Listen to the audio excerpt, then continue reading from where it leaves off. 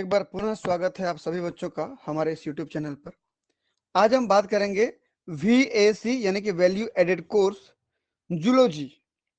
ठीक, जूलॉजी के जो कोर्स का टाइटल है पब्लिक हेल्थ एंड हाइजीन। ठीक है बच्चों, आज हम बात करेंगे पब्लिक हेल्थ एंड हाइजीन के हमारा जो थर्ड यूनिट है जिसका नाम है कम्युनिकेबल या contagious and non communicable disease. ठीक, तो इसके अंदर जितने भी टॉपिक हम धीरे धीरे करके सभी को कवर करेंगे। हम प्रयास करेंगे कि 9 क्लासेस में ये पूरा कर लें। ठीक है, तो देखते हैं तीसरे यूनिट में क्या दिया है। ये कम्युनिकेबल का मतलब क्या होता है कि जो डिजीज फैलता है, जिसका संक्रमण होता है, एक व्यक्ति को हुआ तो किसी न किसी माध्यम से दूसरे व्यक्ति के शरीर में जाएगा, तो मैं कहूंगा कि वो कम्युनिकेबल डिजीज है, या उसको कंटेजियस डिजीज भी कहा जाता है। दूसरा हमारे पास डिजीज है नॉन कम्युनिकेबल डिजीज, जो जिस व्यक्ति को हुआ बस उस व्यक्ति तक सीमित रहता है, किसी भी माध्यम से किसी भी तरीके से दूसरे व्यक्ति में नहीं फैलता है, तो उसको हम नॉन कम्युनिकेबल या असंक्रमित डिजीज कहते हैं। ठीक, पहला वाला संक्रमण फैलाने वाली डिजीज है, दूसरा वाला संक्रमण नहीं फैलाने वाली डिजीज है। चलिए शुरुआत करते हैं।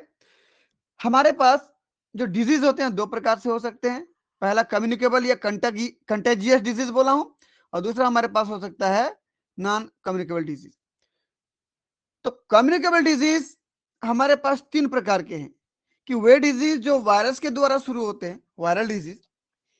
दूसरा जो बैक्टीरिया के द्वारा शुरू होते हैं, बैक्टीरियल डिजीज। और तीसरा जो सेक्सुअली ट्रांसमिटेड डिजीज है, यानी कि सेक्सुअल या मैथुन क्रिया के द्वारा एक व्यक्ति से दूसरे व्यक्ति में पहुंचता है, वो सेक्सुअल ट्रांसमिटेड डिजीज कहलाता है। नॉन कम्युनिकेबल डिजीज में जो डिजीज नहीं फैलते हैं, एक व्यक्ति तक सीमित रहते हैं, वो नॉन कम्युनिकेबल डिजीज कहलाते हैं। ठीक है, तो सबसे पहले हम बात करेंगे कम्युनिकेबल डिजीज में। पहले ये देख लीजिए कम्युनिकेबल डिजीज कहते किसको है, डेफिनेशन। तो कम्युनिकेबल डिजीज बोलो, मैं इसको ए बी कर दे रहा हूं, इसको मैं ए मान रहा हूं, इसको बी मान ले रहा हूं, ताकि आपको पढ़ने में आसानी हो। इसको मैं ए कहता हूं और इसको बी कहता हूं। ठीक है, चलिए ये ए हमारे पास हो गया। ए क्या है, कम्युनिकेबल डिजीज या कंटाजियस डिजीज कहलाता है, पहला वाला। तो क्या है, जैसे ये एक व्यक्ति है, ठीक, अब व्यक्ति ले लो या कोई कोई मेमल्स दूसरा ले लो, जैसे गाय, बैल, भेड़, बकरी, कुत्ता, बिल्ली, कुछ भी हो सकता है, या इंसान। ये भी नॉर्मल था, लेकिन मैं बोला कोई एक इन्फेक्शियस एजेंट है जो इन्फेक्शन फैलाते हैं, जैसे वो बैक्टीरिया, वायरस, फंगस या कोई पैरासाइट, ये हो सकते हैं। ये सब जो मान लीजिए इन्वायरमेंट में है अभी, तो इन्वायरमेंट से किसी व्यक्ति तक, किसी अनइन्फेक्टेड व्यक्ति तक, किसी फ्रेश व्यक्ति तक किस माध्यम से पहुंचेगा। तो किसी एक नए व्यक्ति को इन्फेक्शन फैलाने के लिए कुछ माध्यम रिस्पॉन्सिबल है। जैसे क्या माध्यम, देखिए सबसे पहला एयर, हवा के माध्यम से फैल सकता है इस व्यक्ति में, या पानी के माध्यम से, वाटर के माध्यम से फैल सकता है, या संक्रमित भोजन के माध्यम से, या कोई कीड़ा काटता है, वो कीड़ा इन पैरासाइट को छोड़ देता है इसके शरीर में, या कोई डायरेक्ट कॉन्टेक्ट, या ये इंसान या ये कोई होस्ट किसी बैक्टीरिया, वायरस या इन्फेक्शियस एजेंट के डायरेक्ट कॉन्टेक्ट में आता है, तो भी वो संक्रमित हो सकता है। तो जब ये संक्रमित हो जाएगा, इसके शरीर में उस पैरासाइट का, उस पैथोजन का लाइफ साइकिल चलेगा।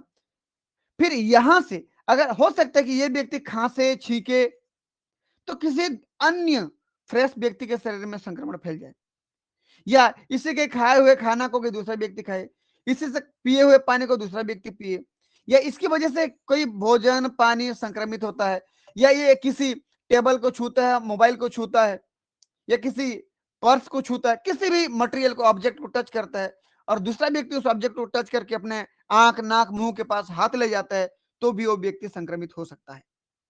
ठीक, तो अभी जो होस्ट था, ये मान लीजिए पहली बार इसको संक्रमण हुआ है। ठीक, वो भी अलग अलग प्रकार से होते हैं भाई, कैसे फैलता है ना, ये पहली बार संक्रमण हुआ है। पता चला इसके शरीर में ये जो बैक्टीरिया आया था, मान लीजिए वो बैक्टीरिया इसके शरीर में आया था, और फिर बैक्टीरिया मान, कुछ भी मान सकते हैं, वो बैक्टीरिया मान लीजिए आया था, फिर वो बैक्टीरिया या कोई पैरासाइट आया था, समझ लीजिए वो पैरासाइट इसके मल के द्वारा यदि बाहर निकलता है, मान लीजिए मल के द्वारा बाहर निकला, देखो ये वो व्यक्ति था, ये मल के द्वारा बाहर निकलता है। इस मल पे कुछ मक्खियां बैठती हैं, कुछ कीड़े आते हैं, फिर वही पैरासाइट जो मल में निकला था वो जाके दूसरे खाना में, पानी में फैलता है, या किसी दूसरे के शरीर के डायरेक्ट संपर्क में चला जाता है, तो उस व्यक्ति में फैला सकता है ये। ठीक, ये देखो, ये अलग अलग व्यक्ति तक पहुंच सकता है और उनको इन्फेक्टेड कर सकता है। मतलब जब ये इन्वायरमेंट में आता है, इन्वायरमेंट से फिर दूसरे व्यक्ति में कई माध्यम से फैल सकता है, जैसे हवा के द्वारा, पानी के द्वारा, फूड के द्वारा, कोई कीड़ा काटते उसके द्वारा, या कोई डायरेक्ट कॉन्टेक्ट के द्वारा।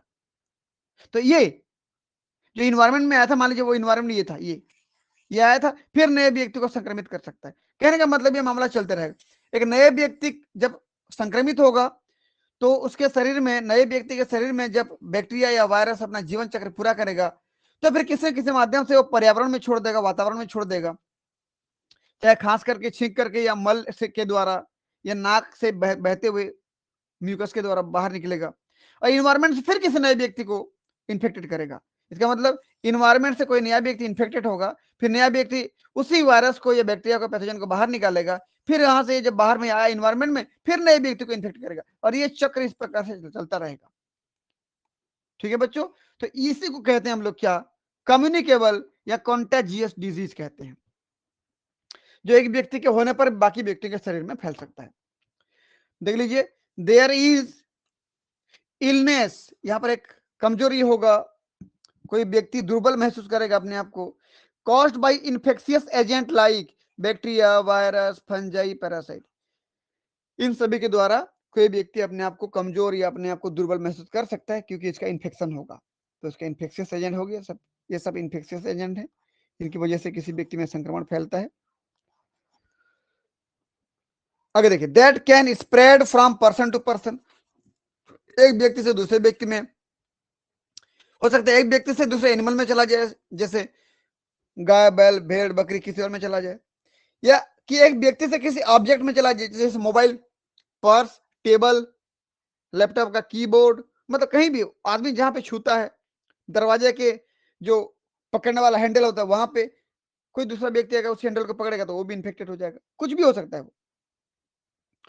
They can transmitted through various method, तो ये पैथोजन, ये एजेंट, इन्फेक्शियस एजेंट कई माध्यम से फैल सकते हैं, ठीक, इंक्लूडिंग एयरबोर्न, यानी हवा के द्वारा, एयरबोर्न ड्रॉपलेट्स, यानी कि कोई व्यक्ति खांसता है, छींकता है, तो उसका वायरस दूसरे के बॉडी में चला गया, या कंटामिनेटेड वाटर या फूड, कोई संक्रमित भोजन या पानी के माध्यम से, कोई कीड़ा काटता है, जैसे प्लाज्मोडियम है ना, मलेरिया का पैरासाइट, एक मच्छर हमको काटती है, तो जब हमको काट के दूसरी जगह जाती है तो इन्फेक्शन फैलाती है, ठीक। एंड डायरेक्ट कॉन्टेक्ट, यदि कोई व्यक्ति किसी दूसरे व्यक्ति के डायरेक्ट संपर्क में आता है तो इस प्रकार का बीमारी फैल सकता है, उसी को हम क्या कहते हैं, कम्युनिकेबल एंड कॉन्टाजियस डिजीज। ठीक है बच्चों, चलिए आगे बात करते हैं कि कम्युनिकेबल या कॉन्टाजियस डिजीज जो है वो हमको 3 प्रकार से मिलेंगे, देख लीजिए, ये एक वायरल डिजीज, दूसरा बैक्टीरियल डिजीज, और तीसरा सेक्सुअली ट्रांसमिटेड डिजीज। तो इसको वहां पर ए बी सी डी तरीके से लिया गया है, तो मैं इसको ए मान लेता हूं, छोटा वाला ए, इसको छोटा वाला बी, इसको छोटा वाला सी, ठीक है, ऐसे मान लेते हैं। हमको उससे क्या मतलब है, हमको टॉपिक से मतलब है। चलिए, अब ए हमारे पास viral disease, communicable viral disease, ठीक, वायरल डिजीज, वायरल डिजीज हमको 3 प्रकार से हमारे सब्जेक्ट में दिया गया है, measles, chicken pox and swine flu. मैं आपको सिलेबस में दिखाता हूं आपको, ये देखिए,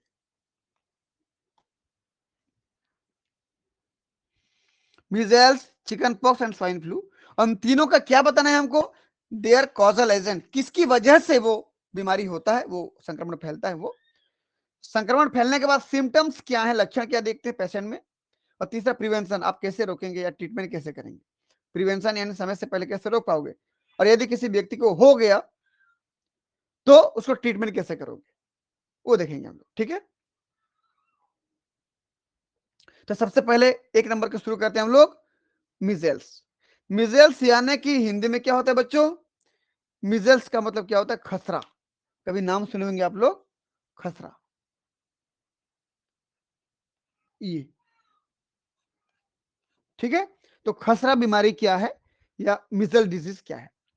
जैसे कि आप लोग डायग्राम में देख पा रहे होंगे, कितना भयानक दिख रहा है। देखिए स्किन पे रेसेस हो जाते हैं, स्किन पे धब्बे धब्बे पड़ जाते हैं पूरे शरीर पर, ठीक। तो मिजेल्स, और ऐसा नहीं कि केवल रेसेस पड़ते हैं भाई, उस व्यक्ति को खांसी आता है, फीवर आता है, आंख लाल लाल हो जाता है, आंखों से पानी बहते हैं, यानी कि आंसू बहते हैं, ये सब दिखता है। तो measles is a highly contagious viral disease, ये बहुत खतरनाक प्रकार का फैलने वाला एक वायरल डिजीज है।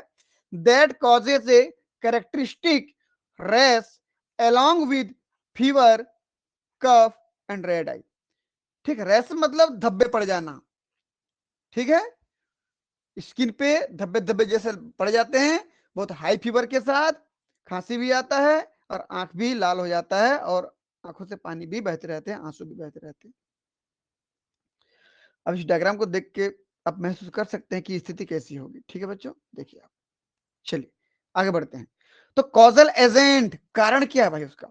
Measles is caused by missile virus, virus का नाम क्या दिया गया? Missile virus. इसकी वजह से ये मिजल डिजीज होता है।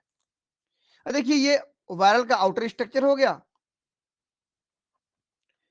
ये एक्सटर्नल स्ट्रक्चर, और ये वाला है इंटरनल स्ट्रक्चर, नीचे वाला।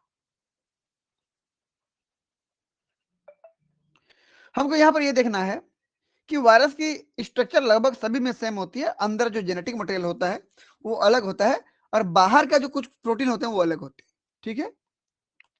चलिए देखते हैं। सबसे बाहर में क्या एनवेलोप है, इस एनवेलोप में एक एच प्रोटीन होता है, हीमाग्लूटिनिन बोलते हैं, एफ प्रोटीन होता है, फ्यूजन प्रोटीन बोलते हैं, एम बोलते हैं मैट्रिक्स प्रोटीन, ठीक। फिर लिपिड की लेयर पाई जाती है, ठीक, एक परत होता है चारों तरफ जिसको nucleo nucleo capsid capsid cover होता है, न्यूक्लियो कैप्सिड कहते हो आप। एन प्रोटीन को न्यूक्लियो प्रोटीन कहते हो, पी प्रोटीन को फॉस्फो प्रोटीन बोलते हो, एल प्रोटीन को लार्ज प्रोटीन बोलते हो, और अंदर में आरएनए होता है, अंदर में क्या है? आरएनए है, और आरएनए जेनेटिक मटेरियल होता है। अब ये आरएनए कैसा है? देखिए एक ही आरएनए होता है, तो सिंगल स्टैंडर्ड, एक ही स्टैंड है, नेगेटिव सेंस आरएनए वायरस, क्योंकि इस वायरस के अंदर जेनेटिक मटेरियल के रूप में आरएनए है। नेगेटिव सेंस है, नेगेटिव सेंस मतलब क्या होता है? इसमें जो अभी आपको देख पा रहे हो ये आरएनए है, ये आरएनए ना डायरेक्ट प्रोटीन नहीं बना सकता, ठीक, ये वायरल आरएनए नहीं है। तो ये जो आरएनए है, बस एक मिनट थोड़ा सा,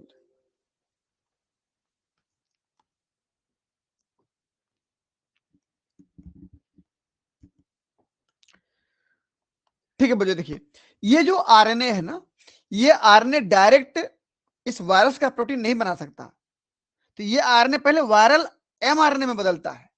अभी जो आरएनए है ना, अभी जो आरएनए है वो डायरेक्ट प्रोटीन नहीं बना सकता वायरस का, इस पहले उसको किसमें बदलना पड़ेगा?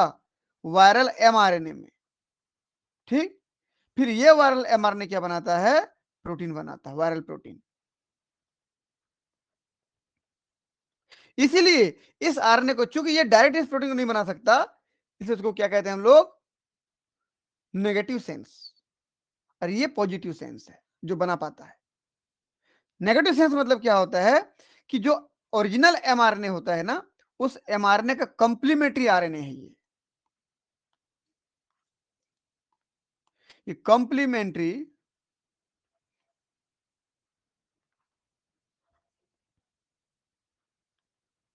आरएनए ऑफ वायरल एमआरएनए, इस वायरल एमआरएनए का कंप्लीमेंट्री सीक्वेंस पाई जाती है, जस्ट उल्टा सीक्वेंस होता है। फिर जब यहां पर ट्रांसक्रिप्शन होता है तो एमआरएनए बनता है, फिर ट्रांसलेशन से प्रोटीन बनता है, इसलिए उसको नेगेटिव सेंस कहते हैं, क्योंकि ये डायरेक्ट नहीं बना सकता वायरल प्रोटीन, ठीक है। चलिए आगे बढ़ते हैं। कमेंट देखिए। तो measles is caused by the measles virus, a highly contagious virus that spread through respiratory droplets. कोई खांसता है, छींकता है, तो जो पानी की बूंदें वेपर के रूप में, भाप के रूप में निकल रही है ना, वही इसके फैलने का कारण होती है। When an infected person cough, sneeze या talk, जब कोई संक्रमित व्यक्ति खांसता है, छींकता है या बात करता है तो उससे जो थूक निकलता है बूंद के रूप में, उसकी वजह से सामने वाला व्यक्ति संक्रमित हो सकता है। ठीक है, चलिए अगला देखिए हमारे पास, the virus can also linger on surface up to 2 hours. ये वायरस यदि किसी सरफेस पर चिपका हुआ, जैसे मान लीजिए मोबाइल के सरफेस पर, टेबल के सरफेस पर, यदि पेन है तो पेन के सरफेस पर, बाइक चला रहे हो, साइकिल चला रहे हो, हैंडल के सरफेस पर, जहां जहां आपके स्पर्श हो रहा है वहां वहां पर ये चिपक सकता है। और आपके शरीर से निकलने के बाद मान लीजिए आपने खांस लिया, छींक लिया, वो आपका खांसी या छींक जाके टेबल पे उसके बूंद के रूप में गिरा, तो उसमें यदि मान लीजिए वायरस था, तो वो वायरस उस टेबल पर 2 घंटे तक सर्वाइव कर सकता है। यदि उस 2 घंटे के भीतर यदि वह वायरस किसी अनइन्फेक्टेड व्यक्ति के संपर्क में आ गया तो उस व्यक्ति को संक्रमित कर सकता है। तो इसकी जीवन शरीर से बाहर कितने घंटे तक है? लगभग 2 घंटे तक।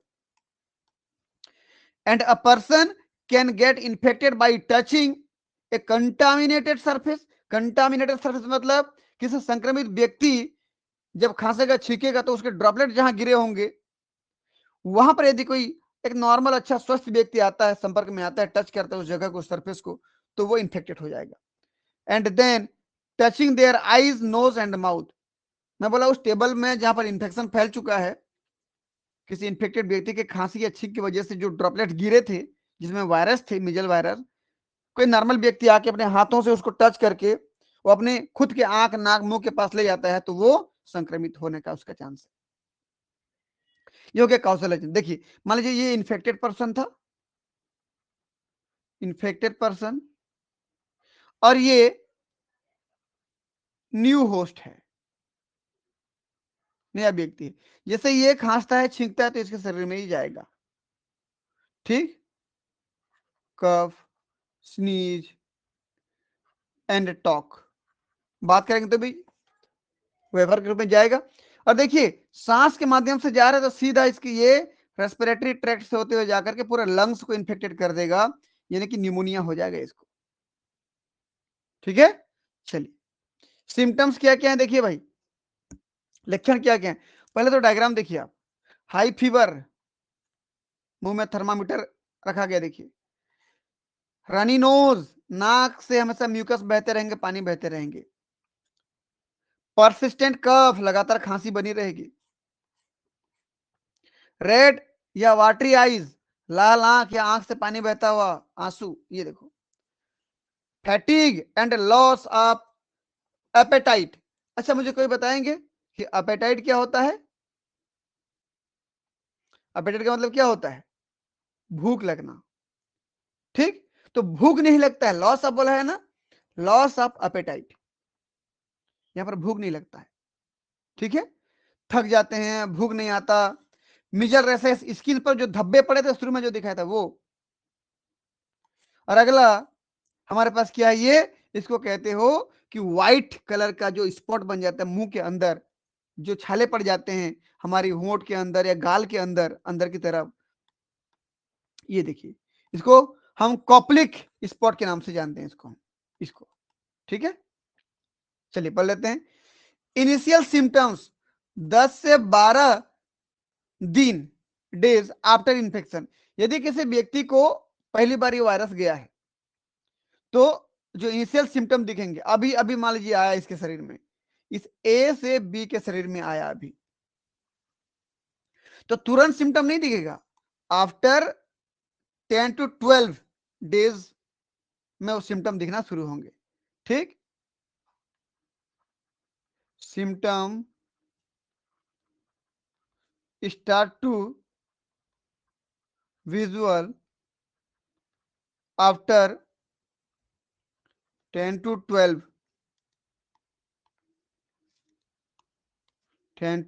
days from infection. जब से इन्फेक्शन हुआ है उसके 10 से 12 दिन बाद ही उसके असर दिखना शुरू होंगे। अब खुद सोचिए ना भाई, ये जो वायरस गया था इसके नाक में म्यूकस निकलेगा, गले में गला दर्द होगा, लंग्स में दिक्कत होगा, फीवर होगा, आंखों में आंख लाल हो जाएगा, आंखों से पानी बहना शुरू हो जाएंगे, समझ रहे हो ना, आंसू बहना शुरू हो जाएंगे, वो सब चलेगा। हाई फीवर, कफ, रनी नोज, नाक बहता हुआ नाक, रेड एंड वाटरी आईज, सब दिखेगा। Rashes start on the face and neck, then spread to the rest of the body. शुरुआत चेहरे से होगा, चेहरे में धब्बे पड़ना शुरू हो जाएंगे, फिर गर्दन के पास आइए, फिर पूरे बॉडी में धीरे धीरे धीरे धीरे पूरे बॉडी में फैल जाएगा। ठीक। It is often blotchy and may be red with raised spot. ये ब्लॉची मतलब क्या, धब्बे धब्बे जो पड़ेंगे ना, वो धब्बे धब्बे कैसे होंगे, लाल कलर के दिखेंगे और नया नया नया नया नया नया बनते जाएंगे। ठीक, आपको डायग्राम दिखाया था, अगर याद होगा, देखिए ये लाल लाल धब्बे। ठीक है, अगला अदर सिम्टम क्या क्या है? टायर्डनेस, ऐसा व्यक्ति बहुत थका हुआ, फैटीग जिसको बोलते थे आप, महसूस करेगा। सोर थ्रोट, गले में छाले पड़ जाएंगे, समझिए गले में खराश आ जाएगा, बात अच्छे से नहीं कर पाएंगे, बात करेंगे तो ऐसा लगेगा गले में कुछ है। And sometime tiny white spot inside the mouth, और कभी कभी देखा गया है कि मुंह के अंदर में जो सफेद कलर के छाले पड़ जाते हैं वो भी दिखेगा। कॉप्लिक स्पॉट कहते हैं इसको, आप किस नाम से जानते हो? कॉप्लिक स्पॉट के नाम से जानते हो। ठीक है बच्चों, ये हो गया उसका सिम्टम्स। हमने कॉजल एजेंट पढ़ लिया, सिम्टम पढ़ लिया। अगला क्या, देखिए ये देखिए भाई, ये देखिए, ये रेसेस देखो, ये रेसेस देखो, ये रेसेस देखो। आंखों में आंख लाल हो जाएगा, आंखों से पानी बहना शुरू हो जाएंगे, आंसू बहना शुरू हो जाएंगे। ठीक है, अगला देखिए हमारे पास क्या है, कॉम्प्लिकेशन। कॉम्प्लिकेशन में क्या क्या हो सकता है?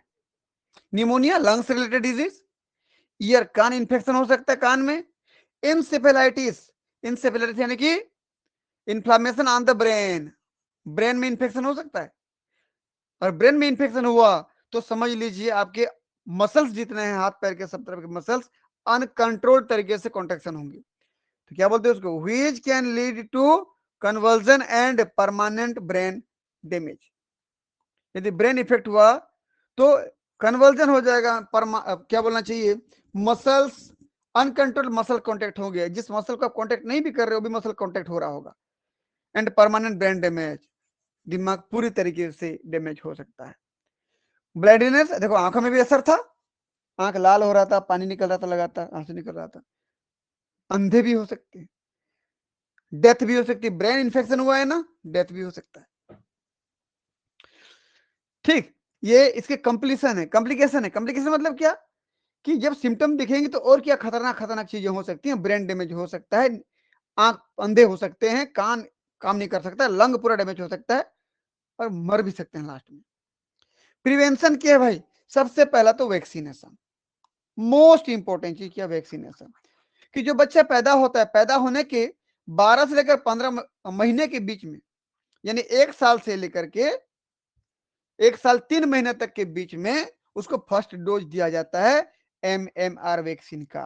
MMR यानी कि मीजल, मम्स एंड रूबेला, 3 अलग अलग वैक्सीन का कॉम्बिनेशन है।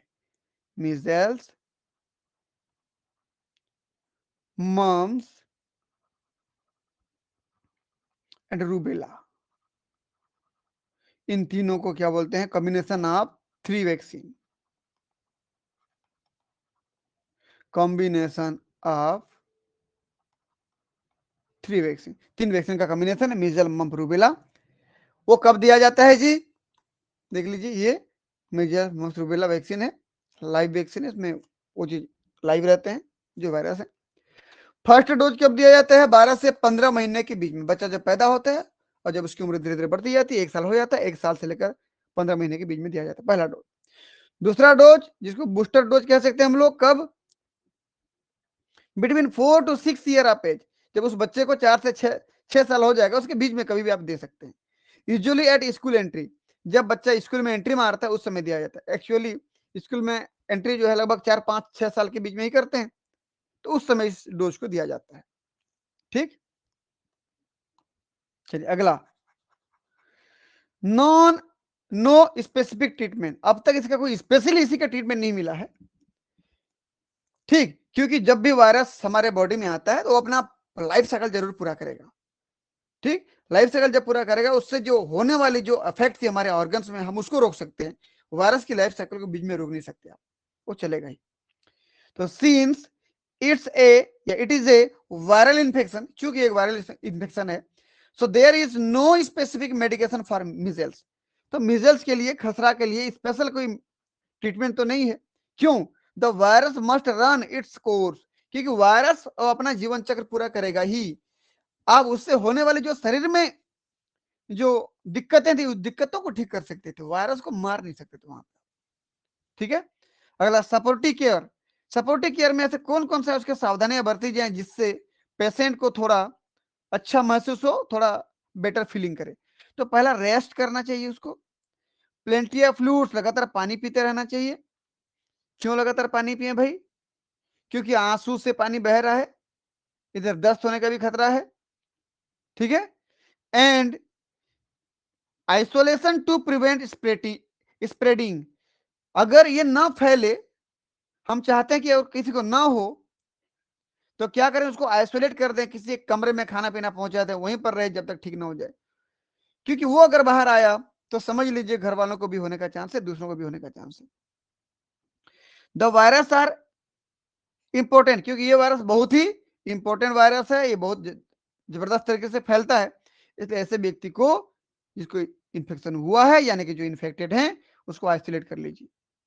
ठीक, नंबरिंग कर दो, ये पहला, ये दूसरा, ये तीसरा, ये चौथा, ये पांचवा, ये छठवां। पांचवा देखिए, प्रैक्टिस गुड हाइजीन।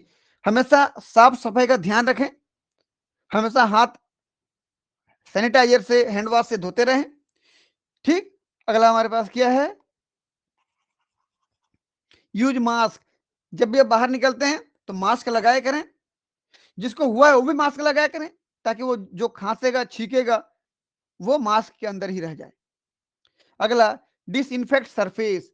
और जो भी आपके घर में सरफेस है, टेबल है, कुर्सी है, ठीक है, नल का हैंडल है या दरवाजे का हैंडल है, बाइक का हैंडल है, उस जगह को आप हैंड सैनिटाइजर से उसको सैनिटाइज करते रहें, स्प्रे करते रहें। ठीक है, ताकि आप और आपका परिवार सुरक्षित रहे। देख लीजिए यहाँ पर कुछ डायग्राम दिए गए हैं। वैक्सीनेशन करें। पहला वैक्सीनेशन 12 से 15 महीने के बीच में, दूसरा 4 से 6 साल के बीच में। अगला, हाथ हाथ धोते रहें, साफ सफाई का ध्यान रखें, खांसते छींकते समय रुमाल ढक लें या मास्क लगा लें। ठीक है, सभी जगह को सैनिटाइज करते रहें, टेबल को, कुर्सी को, बोला हूं नहीं। दूसरा, यदि आपको हुआ है तो पूरे परिवार के साथ कहीं पर न जाएं, परिवार को अलग रखें, आप आइसोलेट हो जाएं, अलग रहें, ताकि आपकी वजह से परिवार को दिक्कत ना हो। और एक चीज सबसे इंपॉर्टेंट, कि डॉक्टर का सलाह जरूर लें, किसी एक उसके जानकार व्यक्ति का सलाह जरूर लेते रहें, उसकी निगरानी में आप सब काम करें। अपने मर्जी से कुछ भी नहीं करना है आपको, पूछ लें क्या क्या करना चाहिए, उनको आपको बता देंगे। ठीक है बच्चों, तो इस प्रकार से हमने 3 चीज पढ़ लिया यहां पर मीजल्स में। देखिए,